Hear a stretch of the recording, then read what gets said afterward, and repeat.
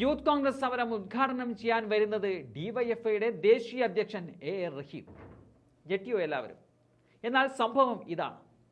കാഫിർ സ്ക്രീൻഷോട്ടുമായി ബന്ധപ്പെട്ട വിഷയത്തിൽ യൂത്ത് കോൺഗ്രസ് നയിക്കുന്ന SP ഓഫീസ് മാർച്ച് കോഴിക്കോട് ഉദ്ഘാടനം ചെയ്യാൻ യൂത്ത് കോൺഗ്രസിന്റെ സംസ്ഥാന അധ്യക്ഷൻ രാഹുൽ മാങ്കൂട്ടത്തിൽ എ റഹീമിനെ ക്ഷണിച്ചിരിക്കുകയാണ്.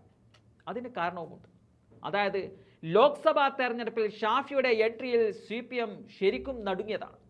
അങ്ങനെയാണ് ഏതൊക്കെ മാർഗത്തിൽ ഷാഫിയെ തകർക്കാൻ പറ്റുമെന്നൊക്കെയുള്ള ഗൂഢാലോചനകൾ നടക്കുന്നത്. അതിൻ്റെ ഭാഗമായിട്ടാണ് ഈ വർഗീയ വിഷം വടകരയുടെ മണ്ണിൽ വിളമ്പിയത്. അത് മുസ്ലിം ലീഗ് പ്രവർത്തകന്റെ പേരിലായിരുന്നു പ്രചരിപ്പിച്ചത്. എന്നാൽ അത് തെറ്റാണെന്ന് ബോധ്യപ്പെട്ടതോടെ CPM ശരിക്കും പ്രതിരോധത്തിലാവുകയാണ്. പക്ഷേ ഈ വിഷയത്തിൽ ഇത് ആദ്യമായി പ്രചരിപ്പിച്ച DYFI നേതാവിൻ്റെ പേരിലോ മറ്റു CPM പ്രവർത്തകരുടെ പേരിലോ ഒരു കേസ് പോലും ഇതുവരെയായി എടുത്തിരുന്നില്ല. ഈ സ്ക്രീൻഷോട്ട് വ്യാജമാണെന്ന് അറിഞ്ഞിട്ടും ഇപ്പോഴും പ്രതിപട്ടികയിലാണ് മുസ്ലിം ലീഗ് പ്രവർത്തകനായ മുഹമ്മദ് ഖാസിം. ഇതേ തുടർന്ന് യൂത്ത് കോൺഗ്രസ് പ്രവർത്തകർ DGP ഓഫീസ് മാർച്ച് നടത്തിയിരുന്നു.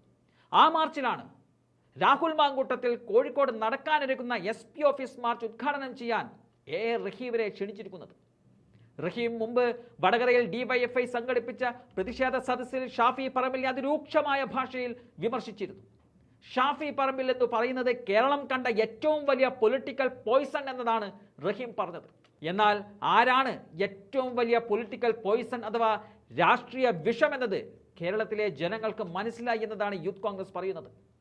ശൈലജ ടീച്ചറുടെ അറിവോടെയാണ് ഈ സംഭവങ്ങളൊക്കെ അരങ്ങേറിയത് എന്നുള്ള ആരോപണവും യൂത്ത് കോൺഗ്രസ് ഉയർത്തുന്നുമുണ്ട്. ഈ വിഷയത്തിലാണ് അന്ന് റഹീം സമരവുമായി മുന്നോട്ട് വന്നത്. ഈ വർഗീയ നീക്കങ്ങൾക്കെതിരെ ആത്മാർത്ഥമായിട്ടാണെങ്കിൽ കോഴിക്കോട് നടക്കുന്ന സമരം ഉദ്ഘാടനം ചെയ്യാൻ റഹീം പൂർണ്ണ മനസ്സോടെ വരണമെന്നുള്ള ക്ഷണം യൂത്ത് കോൺഗ്രസിന്റെ സംസ്ഥാന അധ്യക്ഷൻ രാഹുൽ മാങ്കൂട്ടത്തിൽ റഹീമിന് മുന്നിൽ വെക്കുന്നത്. എന്തായാലും ഈ വിഷയത്തിൽ CPM പ്രതിരോധത്തിലാണ്. കാഫിർ സ്ക്രീൻഷോട്ട് വിഷയം വടകരയെ ജനങ്ങൾ നേരത്തെ തന്നെ തള്ളിയതാണ്.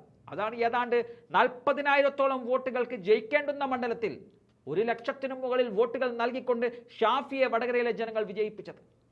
ഇപ്പോൾ കേരളത്തിലെ ജനങ്ങളും മനസ്സിലാക്കി കഴിഞ്ഞു ആരാണ് ഇത്തരം വർഗീയത കേരള സമൂഹത്തിൽ പടർത്താൻ ശ്രമിക്കുന്നത് എന്നത്.